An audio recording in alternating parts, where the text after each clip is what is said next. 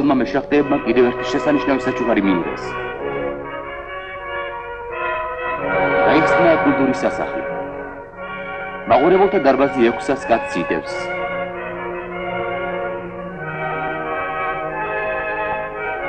კულტურის სასახლე აგებულია არქიტექტორ კონსტანტინე ჩხეიძის პროექტის მიხედვით. მხატვრული გაფორმება ეკუთვნის მხატვარ რობერტ სტურუას.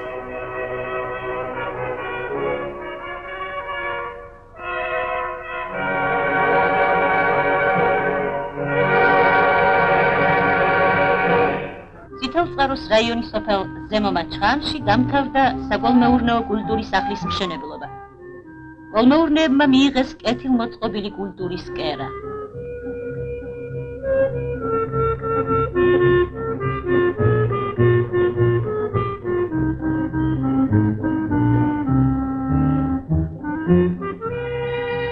საზეიმო სხდომა გახსნა სოფლის საბჭოს თავმჯდომარემ ბაგრატ ჯამასკიშვილმა. სიტყვები წარმოთქვეს კოლმეურნეობის თავმჯდომარემ ნიკო მამაიაშვილმა და მერგოლურმა მარიამ ბენაშვილმა.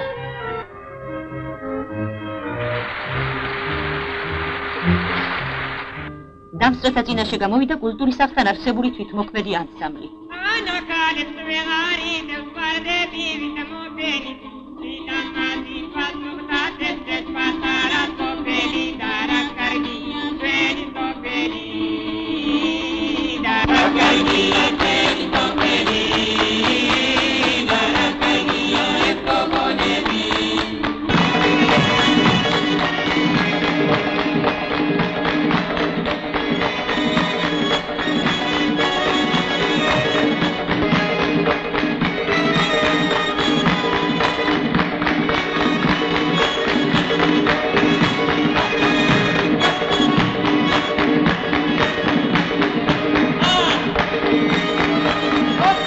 ერთხელ თურმე რობერტ სტურუა მიიწვიეს ჭიათურის თეატრში ის უნიკალური ჭერის მხატვრობა რაც არის საბედნერო დღემდე შემორჩეული ამ ნამუშევრის შესასრულებლად და დიდხანს მუშაობდა ბატონი რობერტი ჭიათურაში ჩაიყვანა ქართული თეატრისა და კინოს ვარსკვლავები უყურებდა ამ ქალბატონებს და ხატავდა მათ პორტრეტებს და მართლა გასაოცარი მთელი გალერეა რო შეხვალა იგინდა რომ სულაციო თავი და ზევით იყურო და აიღო ჰონორარი, რაც ეკუთვნოდა ეს ჯამაგირი ამ ნამუშევრის შექმნაში და ეს არ იყო ცოტა ფული და მატარებელში ზის და მოდის მატარებელში და უცბად მის უკან სხედან ისეთი გამოწყობილი საქმოსანი ხალხი ერთი მეორეს ჩურჩულით ეუბნება რომ ბიჭო ხვალო ფული უფასურდებაო ფული ძალას კარგავსო და თუ რამე გაქვსო თანხაო მოიშორე ეს ფული რაღაცა იყიდე იმიტომ რომ ხვალ ძალა აღარ ექნება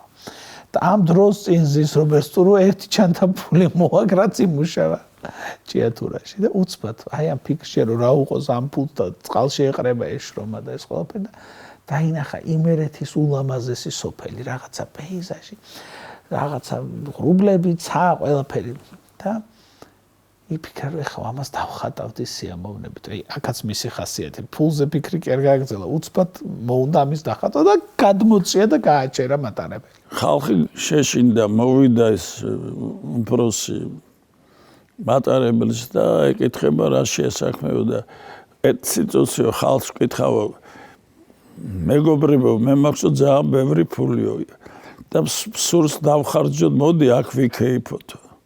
ეხლა მე მივცემ ბიჭებს ფულსო, ისინი ავარდებიან ეხლა იმერეთია სოფლებშიო, ჩქარა დაამზადებედო საჭმელს, ღვინოს ჩამოიტანენ და აქ ვიქეიფოთო და ყველა დათანხმდა. და ნახევარსაათში დააგეს იქ როგორც მაგიდები, ფიცრები, ჩამოიტანეს იმერლებმა, ხაჭაპურები, კარგი პორმარელი იყო. თამადად ვიღაც დააყენეს, ცნობილი თამადად და მიდის ქეიფი. მაგრამ ზესტაფონში მატარებელი არ ჩავიდა. შეშინდნენ ახლა ზესტაფონში იფიქრეს, რომ რაღაც ხო არ მოხდაო და მაშინ სტალინის დრო იყო და ცოტა სახიფათო იყო, ახლა თუ მოხდა ავარია ამ გზაზე და ხალხი დაიღუპა, ესე იგი დაიჭერენ ვიღაცას.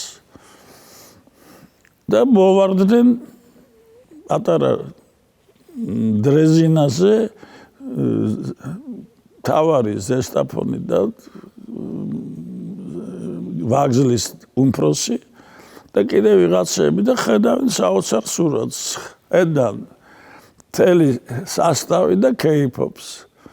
ამათაც დაუძახეს დასვეს იქ და გადაგძეს ქეიფი. ეხლა ზესტაფონში გადაწყვეტეს, რომ ნამდვილად იქ მოხდა რაღაცა კატასტროფა. და გამოგზავნეს მატარებელი, წითელი ჯვრის მატარებელი, ესე იგი ექიმებით და ყველა წამლებით, რომ უშველონ ხალხს. ისინიც დასვეს აქ და მთელი ღამე ასე გაატარეს. ეხლა ამ ისტორიას რო ყვები, თითქოს კინო სიუჟეტია, მაგრამ აი ესეთი ადამიანები ცხოვრობდნენ, რომლისთვისაც რაღაცა დრო ჩერდებოდა, მატარებელი ჩერდებოდა, რაცა რაღაც მშვენიერ პეიზაჟს დაინახავდა და უცბად მოუნდებოდა, რომ ეს ყველაფერი ჩაეხატა და მე ისტორიაში დაეტოვებინა.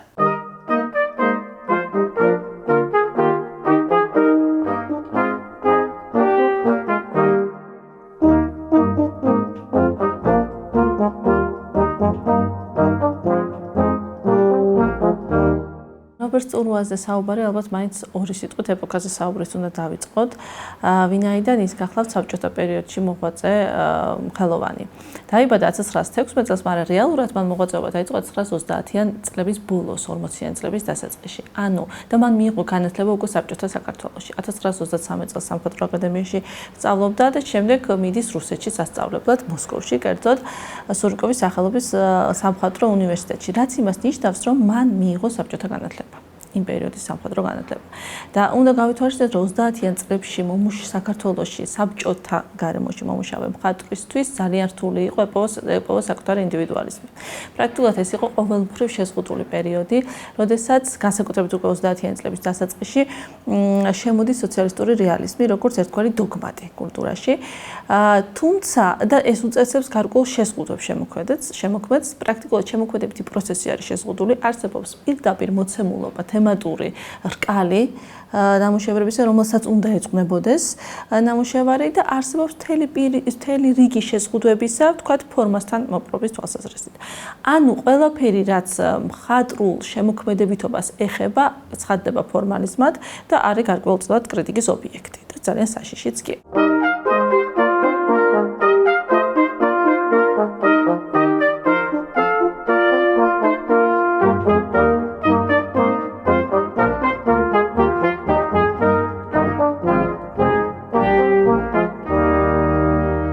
ეს არის პერიოდი, როდესაც პრაქტიკულად ხდება ქართული კულტურის თვით იდენტიფიკაცია, თუ შეიძლება ასე ითქვას.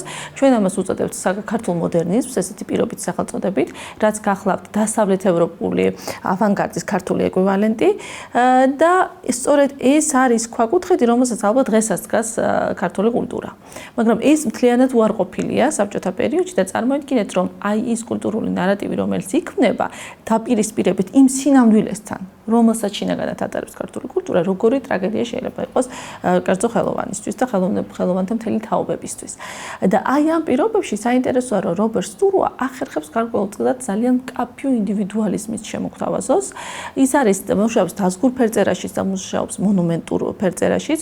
მას სწორედ მონუმენტურ ფაკულტეტზე ისწავლა მოსკოვში, სურიკოვის აკადემიაში, როგორც უკვე ვახსენე, და ნამდვილად კარგი მონუმენტალისტია და ალბათ საგანგებოდ უნდა გავუყოთ მისი თვისება და მისი უნარი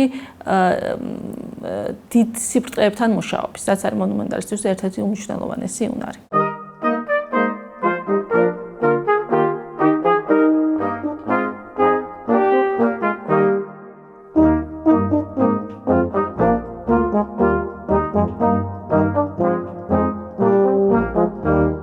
მამაჩემი იყო დიდი ბოლშევიკის შვილი.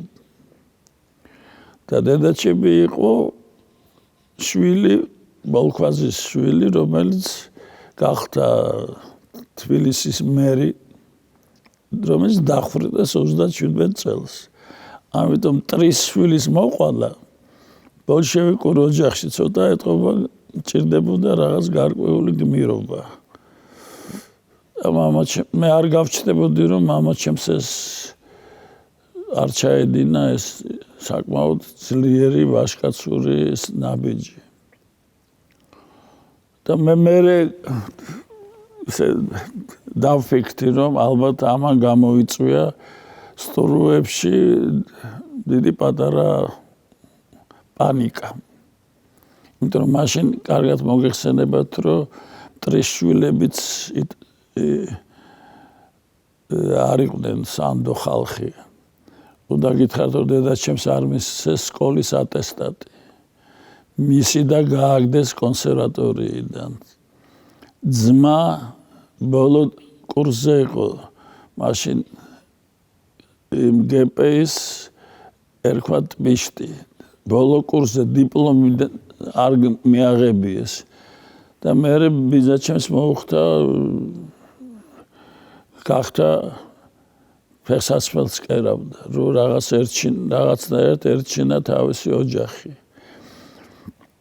საბედნიეროდ ბაბუაჩემი, დედაჩემის მამა, სანამ დახვრეტდნენ, გაეყარა თავის მეუღლეს და იმიტომ გადარჩენ, თორე ის მათაც გადაასახლებდნენ.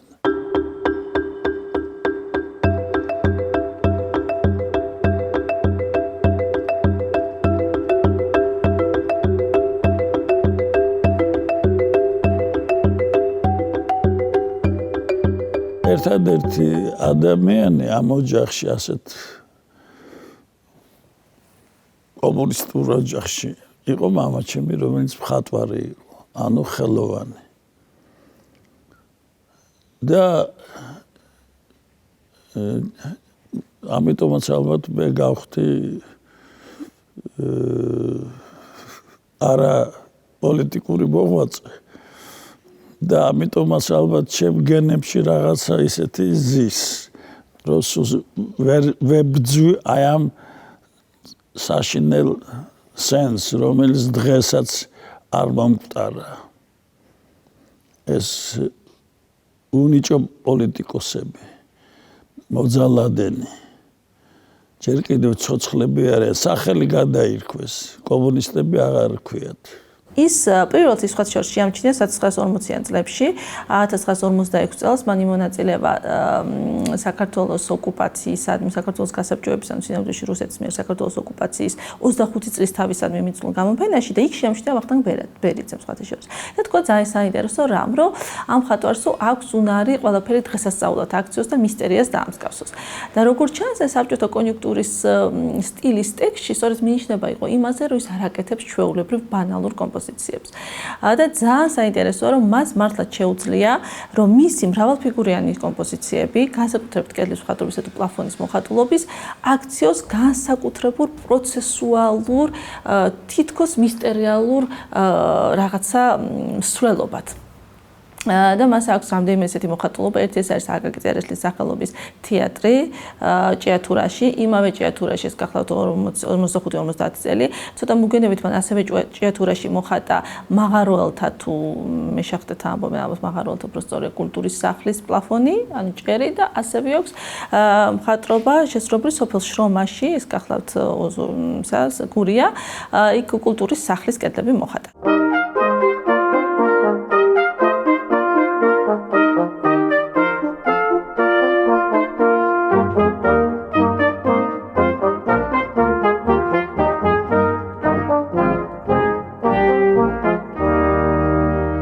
როცა პლაფონებს ხატავს, ანუ ჭერს ხატავს, რომ სადაც ითვალისწინებს აი ამ ქვემოდან ხედვის წერტილს და ამას აძლიერებს იმით, რომ ისედაც გვაძლევს ხედვის ქვედა წერტილს.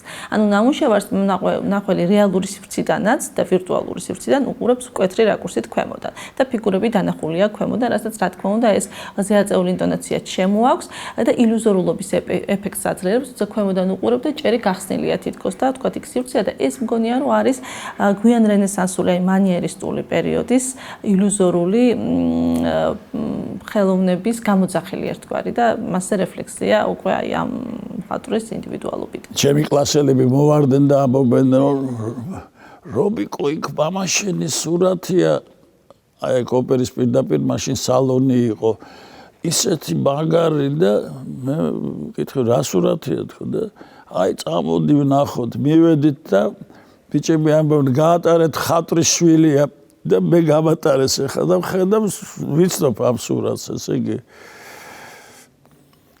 ხატია გურის სოფელი ჩაის ბუჩქები გლეხები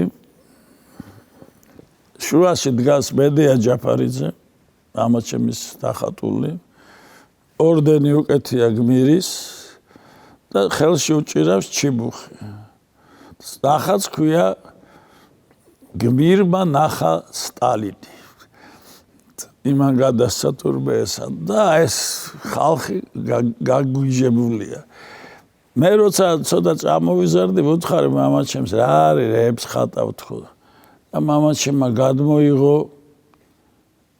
ის რასაც ის ხატავდა ახალგაზრდობაში და რასაც ის ხატავდა თავისთვის და მე ვუთხარი რობერტ რა მერე და მოახერხა მაინც რომ დაუბრუნდეს იმას რის გამოც ის გახდა მხატვარი საწყალი აგული იმ ფილმში ბოლოს თავის გამოფენაზე აღმოჩნდება სადაც მტრების ბიუსტებია ასეთი მდგომარეობა არ იყო რომ მამაჩემმა მოახერხა ეყო ძალა რომ გამختارიყო მხატვარი ნამდვილი მხატვარი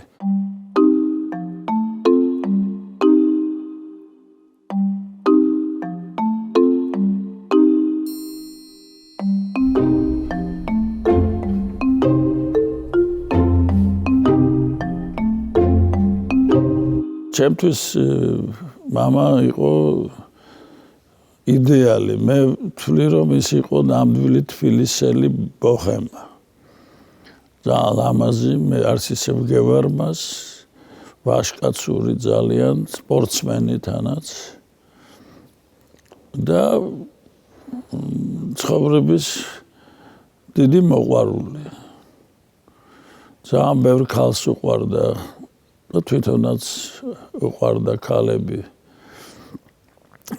ეს თავისებურად შურს იწევდა ჩემში მაგრამ ოჯახში რთულდებოდა სიტუაცია იმიტომ რომ მამაჩემი რო ბრუნდებოდა გვიან აბახუსევი დედაჩემი გვესმოდა მე და ჩემ დას ну როგორც ყველა ოჯახში ეჩხუბებოდა რადო ну ჩვენ არ კარგად არ გვესმოდა მაგრამ გვესმოდა ჩხუბი ამიტომ ჩვენ სულ გვეგონა რომ გაიყრებიან და დილით როცა შევდიოდით საბზაროზე ვხედავთ თკბილად საუბრობენ შეყვარებულებივით და ნერვები გვეშლებოდა მთელი ღამე არ გვეძინა იმიტომ რომ გვეგონა რომ ესენი დაშორდებიან ერთმანეთს თურმე აგერ ზიან როგორც ძალიან მოსიყვარული ახალგაზრდები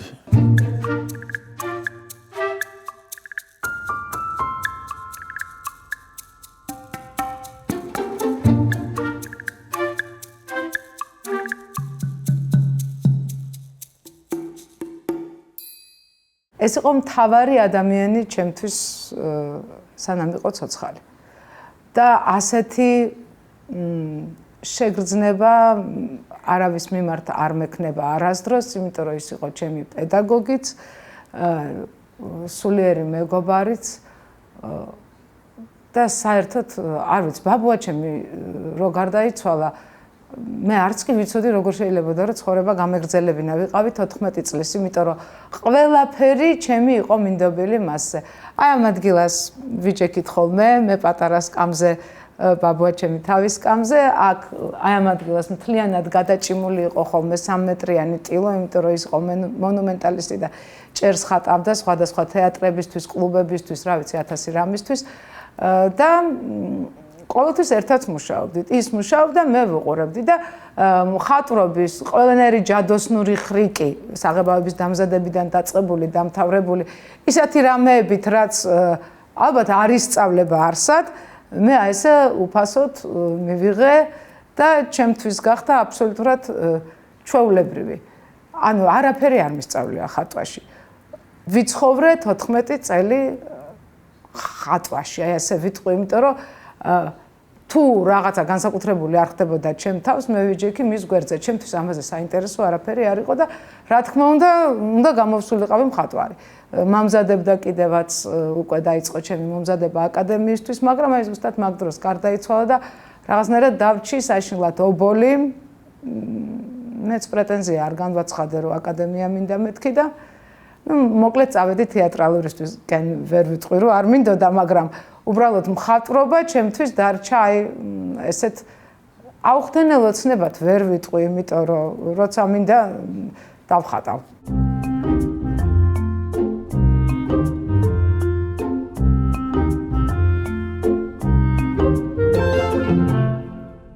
კონდა ძალიან ლამაზი ხელის მტევნები. აი როცა ხატავდა მაშინაც აი ამ ხელების ყურება ერთი სიამოვნება იყო და იმდენად აი ესეთი არისტოკრატული ხელი ქონდა, რომ მისმა მეგობრებმა აუღეს ყალიბი მოქანდაკეებმა და მე მგონი რაღაც ქანდაკებაზეც კი არის მისი ხელები. იცით როგორი კაცი იყო? აი ეს ჭერი მთლიანად სავსე იყო ნახრეტებით, როცა იხსნებოდა ამ ოჯახში შამპანიურები. და აი ცოცხალი წერტილი არ იყო, აქ იყო სუმხიარულება, ყაყანი, აი ჩვენ როიალზე მაგალითად საღამოთი ყოველთვის იდგა სპექტაკლის მერე მოსული რომელიმე მსახიობი და იმას ხატავდა ბაბუა ჩემი, ისინი აქეთ ქეიფობდნენ და მოკლედ ისეთ არაბუნებრივად საინტერესო და კარგ ვითარებაში გავიზარდე, რომ ამან გამაძლებინა შემდეგ უკვე ის 90-იანები, რომელიც ჩემ ახალგაზრდობას დაემთხვა და სიცივისგან ვიხოცებოდით, მაგრამ აი მე ასე მგონია, რომ ეს ფესვებში თუ კარგად ახარ გამყარებული, მე უკვე აღარ განგრევს, იმიტომ რომ ვიცოდი, რომ არსებობს ბედნიერება.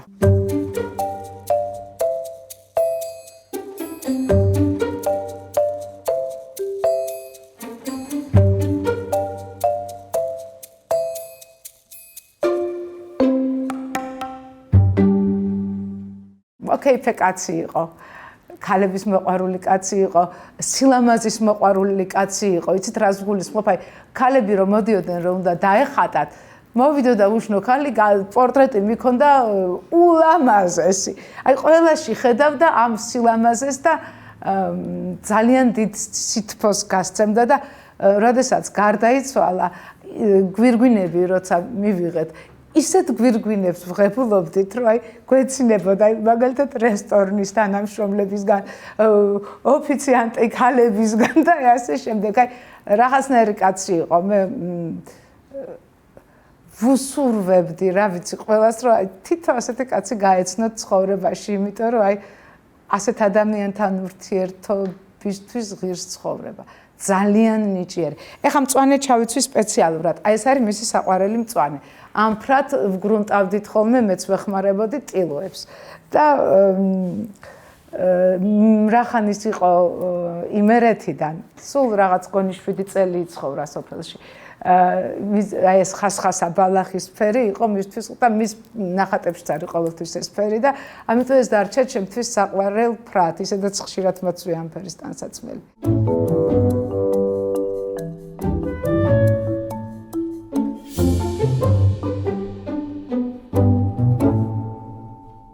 მისი მხატვრული ნარატივი არ ჯდება სოციალისტური ხელოვნების მარტივ, ცოტა ზედაპირულ, ბანალურ მოთხოვნებში და ამას ცდება. ამიტომ ვფიქრობ, რომ რობერტ სტურუ ერთ-ერთი საინტერესო ფიგურა არის იმ პერიოდისთვის. და ერთ-ერთი ის მხატვარი, რომელმაც შეძლო, რომ მიუხედავად იმისა, რომ იყო ძალიან მოწონებული, აღიარებული, დაფასებული და გარკვეულწილად ჩნდებოდა ამ საზღვრებში, ამის მიუხედავად მოახერხა, რომ მას ეჩვენებინა ისეთი მხატვრული ძიებები, რომლებიც გარკვეულწილად სხვა მიმართულებით მიყვავს ჩვენი აზრი, ფიქრი და გონება. დრო გადის მხატვრის ბედი როგორც ცხოვრება ხან მიიმალება, ხან მერე ამოვა. ეხლა რა გასაკვირია, რომ შექსპირი 2 საუკუნეს არ დგამდნენ. ეხლა შექსპირის დონის მამაჩემი შეიძლება არ იყო, მაგრამ ხელოვნება თხოვლობს შეგრძნებას იმისა, რასაც ამბობს მხატვარი. და მხატვარი ხშირად ამბობს ისეთ ენაზე, რომ ადამიანებს არ ესმით. ამიტომ უნდა მოიცადო. იმიტომ რომ ისტორია ბოლოს და ბოლოს გამოვარკვევს, ვინ არის ნაღდი და ვინ არც ისე.